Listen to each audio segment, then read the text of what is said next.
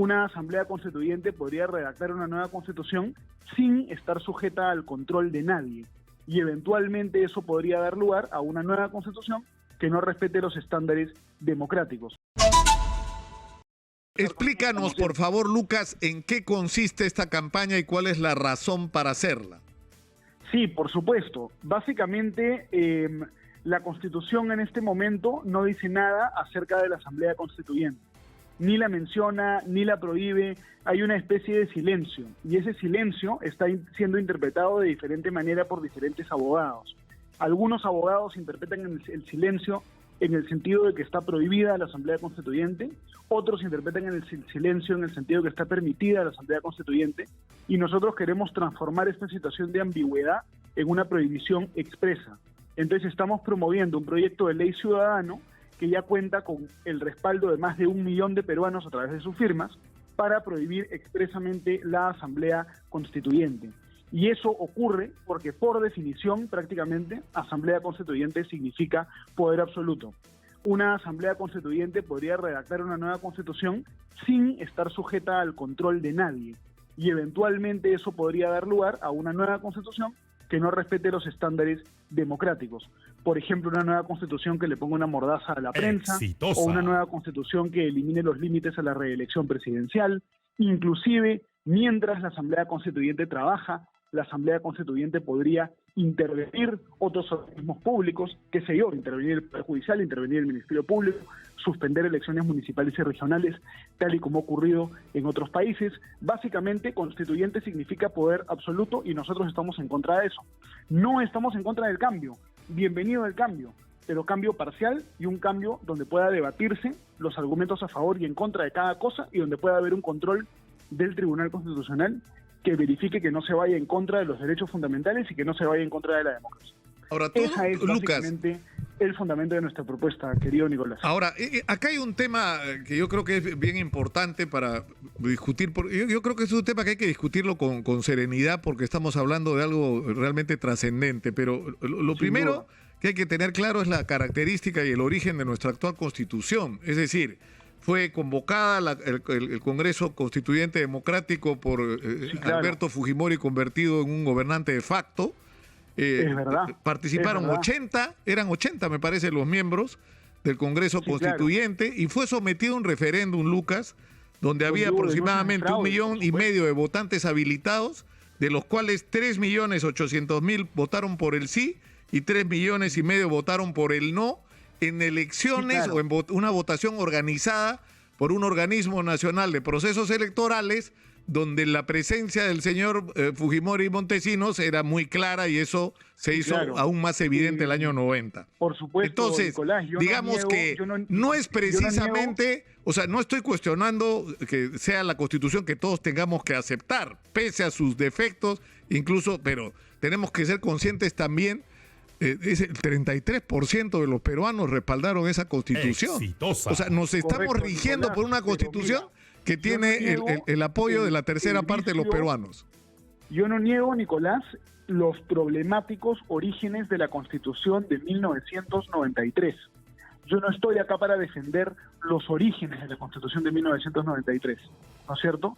Sin embargo, el hecho de que la Constitución del 93 haya tenido un origen problemático no ha impedido que esta Constitución se modifique más de 20 veces de manera democrática. Y eso tampoco ha impedido que esta Constitución haya estado vigente en uno de los periodos democráticos más largos de toda la historia del Perú.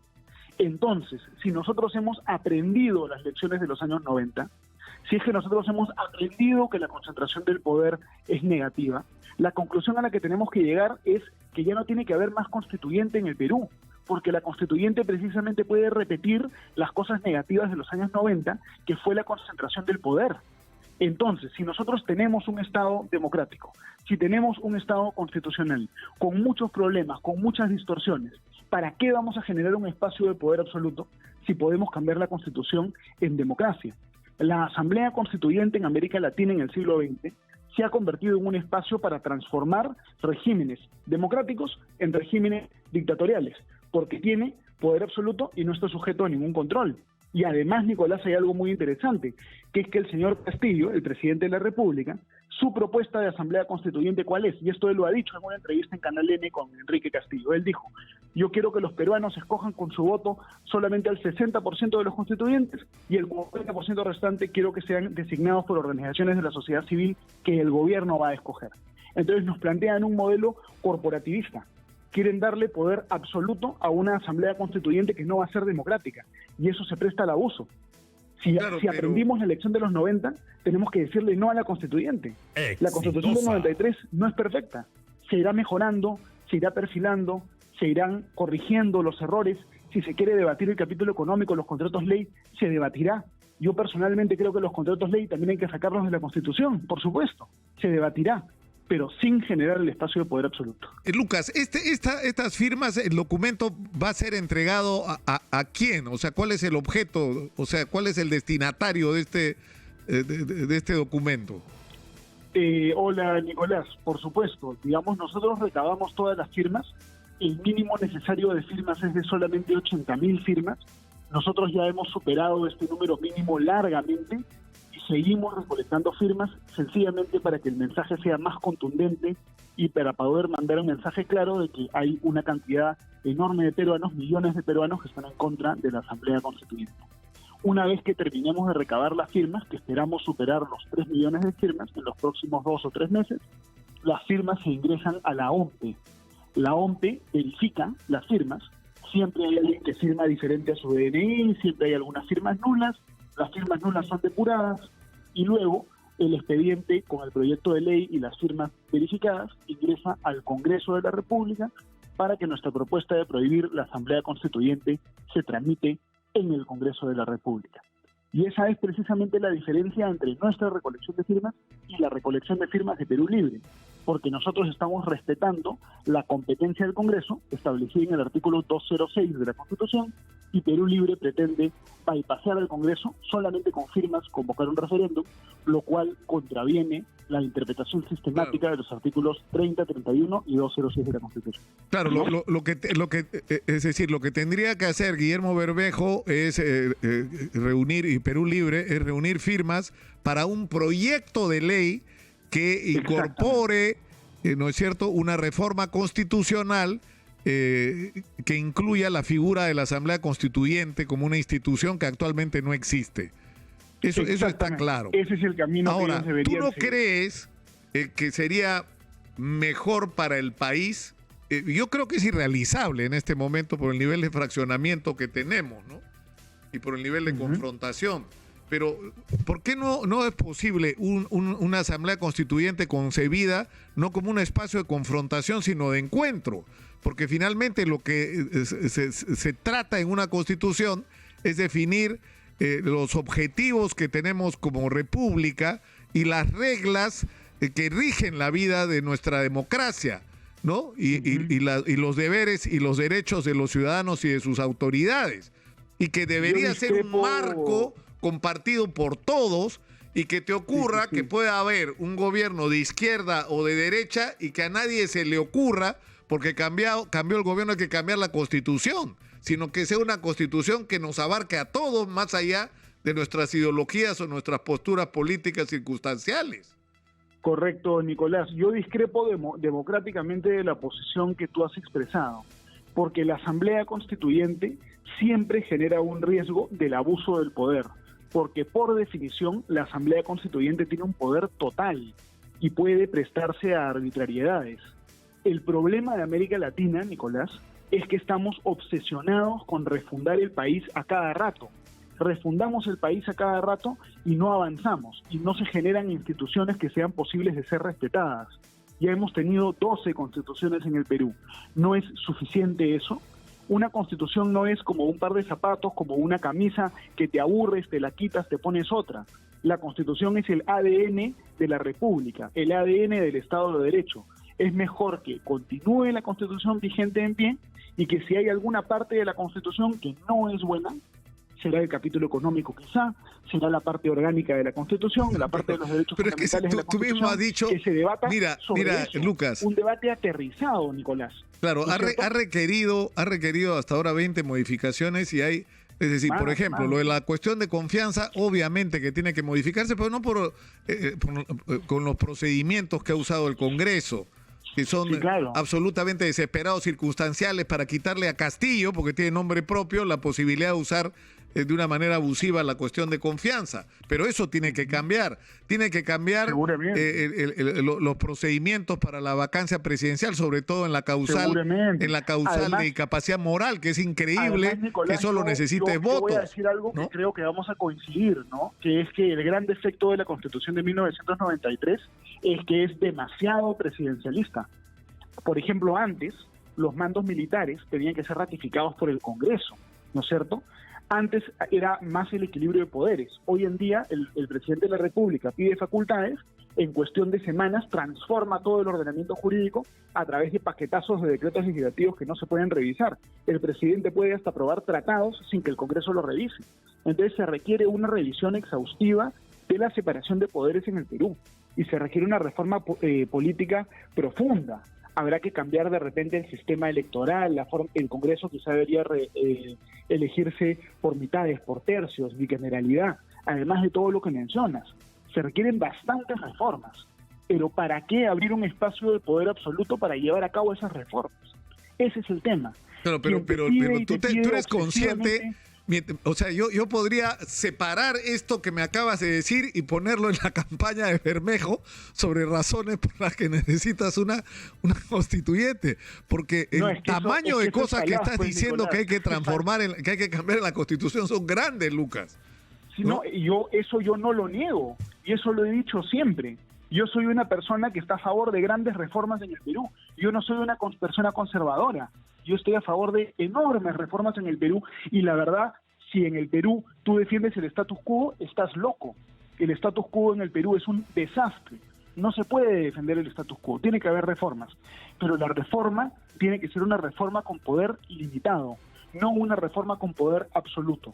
Si alguien te pide machaconamente e insistentemente poder absoluto a través de una asamblea constituyente, eso es, Nicolás, porque quieren hacer una reforma política interesante, porque quieren mejorar la separación de poderes, o eso es porque quieren concentrar el poder y establecer una dictadura. Las reformas que nosotros estamos conversando no requieren constituyente. Ellos piden constituyente porque saben que una constituyente puede hacer cualquier cosa y el Tribunal Constitucional no la puede corregir.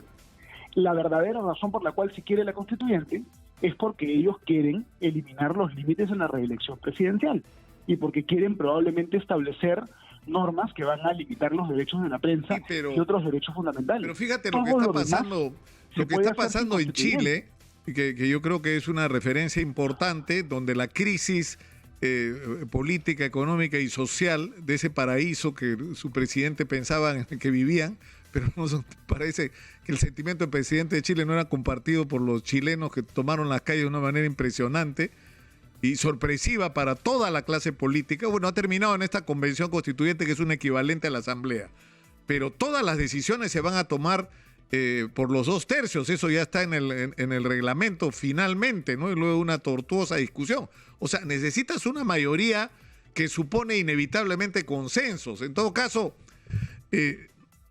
no se parece el caso peruano, no es parecido al caso chileno, Nicolás. Yo creo que no son equiparables. Además, en Chile no hemos visto todavía cómo termina la película. Yo creo que esto ha sido, al final, una experiencia negativa para Chile, que está haciendo daño al Estado de Derecho en Chile. Pero el caso peruano es muy diferente al caso chileno. ¿Por qué motivo? En Chile se hizo la constituyente en contra de la opinión del gobierno. En Chile hubo una gran fragmentación, hubieron muchísimos pequeños partidos independientes que postularon. En el Perú es el gobierno el que propone la constituyente y además está proponiendo una fórmula que es una fórmula idéntica a la de la Asamblea Constituyente Venezolana de 2017, que es la Asamblea Constituyente corporativista, donde inclusive Perú Libre, perdiendo las elecciones a la constituyente, seguramente controlaría la constituyente, porque el 40% de los constituyentes se designarían a dedo. Entonces el paralelo, Nicolás, no es en realidad con Chile. El paralelo más exacto es con la experiencia venezolana del año 2017. Eso es lo más parecido. Mira, lo que fue una experiencia extraordinaria que tuve yo la fortuna de ver con mis propios ojos, yo trabajé en una comisión que se llamó de investigación sobre el enriquecimiento ilícito y la violación de los derechos humanos durante el gobierno militar. No teníamos un sol para investigar nada, porque digamos era parte del trato de hacer la vista gorda con lo que había sido el gobierno militar para recuperar la democracia. Es el precio que pagamos, ¿no? Pero el estar ahí me permitió. La Asamblea Constituyente del 78 fue extraordinaria, porque era un escenario donde se habían reunido el pensamiento, es decir, las ideas de diferente ideología. Tenías socialistas, tenías comunistas, tenías demócratas cristianos, tenías social cristianos, tenías apristas, es decir, era fantástico el encuentro y el nivel de la discusión era extraordinario, porque había gente que tenía ideas, no era este congreso que tú escuchas los debates y te da vergüenza, ¿no? Pero por el otro lado, Lucas, ocurrió una cosa bien importante. Sí, por favor, termina, tú tenías en esa asamblea, a través de los partidos, representada la sociedad, porque había desde representantes de Villa El Salvador hasta representantes del empresariado minero. O sea, era increíble el nivel de representación. O sea, la sociedad peruana se sintió representada en esa asamblea constituyente. Entonces, el problema es que uno de los temas que hay que resolver es la fragilidad de la representación política en el Perú. Los partidos en el Perú en general son una vergüenza. Para eso se requiere una reforma política profunda, reducir el tamaño de los distritos electorales, de manera que cada peruano sepa quién es su congresista. Un sistema de distritos electorales uninominales es lo que permite que haya más representación y además la elección del Congreso por mitades o tercios. Podríamos hablar mucho tiempo de eso. Pero a ver, en el año 1979, ahí sí tenía sentido hacer una asamblea constituyente, porque estábamos saliendo de una dictadura que duró muchos años, una dictadura militar. Entonces la constituyente sí sirve para transicionar de dictadura a democracia.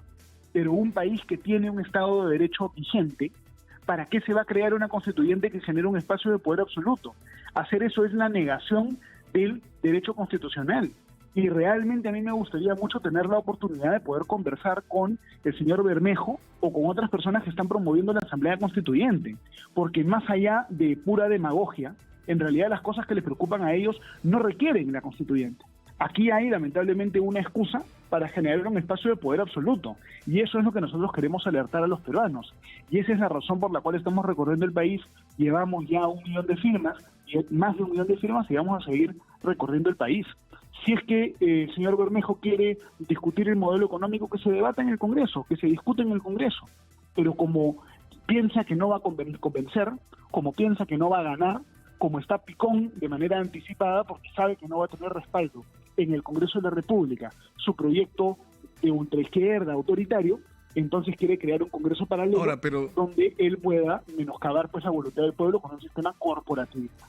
Esa es la realidad. Yo quiero reiterar, Lucas, desde acá la invitación que he hecho ya por tercera vez a Guillermo Bermejo a tener una entrevista como la que estamos teniendo contigo sobre este tema y a organizar un debate, porque yo creo que sería muy bueno. Para eso estamos. No tiene que estar Guillermo Bermejo peleándose con los periodistas en las plazas donde está recogiendo firmas.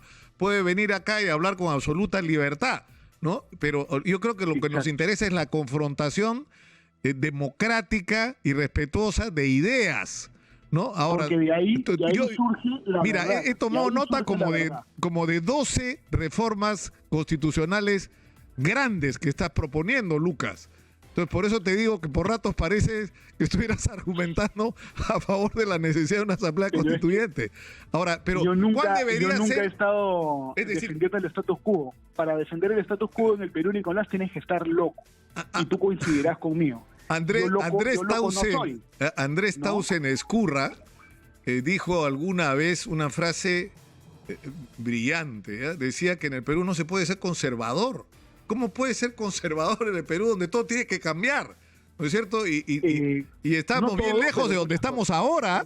Bien lejos de donde estamos ahora. Y lo dijo él en esa época, ¿no? O sea, no habíamos tenido estas miserias de la clase política que hemos vivido en los últimos años. Pero esa frase a mí siempre me pareció excepcional. Pero, o sea, pero tú eres consciente, Lucas, de que si hubiera una elección a una asamblea constituyente, ¿quién ganaría? ¿Quién tendría más representantes en esa asamblea? Bueno, hacer futurología electoral en el Perú. Pero digamos, hagamos futurología, ¿no? A veces no es malo. Ponte que gana la posición de Bermejo y se convoca una asamblea constituyente. ¿Quién crees que ganaría? Tú estás asumiendo, Nicolás, que va a ser una elección donde los peruanos escogemos a todos los constituyentes, al 100%, porque lo que proponen ellos es que el 60% se escoge y el 40% se designa. Es decir, ellos quieren mutilar la democracia y bajarla de 100% a 60%. Asumiendo que se escoge al 100% de los constituyentes. Pero para eso, Lucas, es que no hay manera de que eso progrese, porque para eso tendrías que lograr el voto en una legislatura ordinaria o en 2 legislaturas ordinarias, o el voto en una legislatura ordinaria y un referéndum. ¿No es cierto? Y yo no creo que esa votación progrese, sinceramente, como están las... Es decir, la última referencia que hemos tenido es el último resultado electoral, donde el Perú está partido en 2. Está partido en 2, o sea, nadie puede decir yo represento a la mayoría, nadie. Y menos aún un partido 100%. Que pasó a la segunda vuelta con 19% de los votos y el segundo que superó, estuvo por debajo del 13%. O sea, ¿quién puede hablar a nombre de todos los peruanos? Para empezar, un país tan fragmentado ya debería ser suficiente razón para que se desista de la locura de la Asamblea Constituyente. Pero no lo están haciendo porque saben que eso les da el poder absoluto que requieren para imponer un modelo no democrático en el Perú, ¿no es cierto? Reitero, aquí existe, Nicolás, un proyecto no democrático que se quiere imponer en el Perú y la Asamblea Constituyente sirve para eso, ¿no es cierto? De lo contrario, ¿por qué tanta obsesión con este tema, no? Lucas, te agradezco mucho y yo estoy seguro de algo que he repetido infinidad de veces, que en el Perú tenemos más coincidencias de las que pensamos. Porque en el momento en que... Porque yo creo que la discusión tendría que ser al revés. La Comisión de Constitución debería abrir un debate nacional y público sobre todos los cambios que hay que hacerle a la Constitución. Y en ese contexto, discutir cuál es el procedimiento más adecuado para realizar esos cambios. Y te aseguro, Lucas, que en el camino vamos a descubrir todos que tenemos una cantidad impresionante de acuerdos mucho mayor al que siquiera soñamos ahora. Simplemente poniendo los temas de manera realista sobre la mesa. Construir en el Perú requiere diálogo democrático y requiere dialogar constructivamente con el que piensa distinto. Si solo dialogamos con el que piensa lo mismo, vamos muertos de arranque. Entonces hay que buscar el espacio de diálogo democrático. ¿Qué se quiere cambiar? ¿Quiénes están a favor? ¿Quiénes están en contra? Si quieren con referéndum, ¿no es cierto? Pero por la vía democrática, sin asamblea constituyente. Lucas, te agradezco muchísimo. Le reitero, bueno, ahora van a tener que ser 2 cosas para ser equilibrados. O sea, la invitación a Guillermo Bermejo a que venga acá a exponer su posición y luego de eso hacemos un debate, ¿no? Con el que tú estás de acuerdo, Lucas, me imagino. Yo encantado de debatir con Guillermo Bermejo o con la persona que sea que tenga una posición distinta a la mía, porque de la confrontación de posiciones surge la verdad, ¿no es cierto? Y parte de nuestra iniciativa también es que los peruanos con tiempo puedan discutir, puedan informarse acerca de la Asamblea Constituyente y pueda haber un debate nacional sobre este tema que no sea a último minuto cuando la Constituyente ya está prácticamente aprobada, sino con tiempo. Entonces, se trata de eso, de generar un debate a nivel nacional donde las personas puedan aproximarse a la verdad.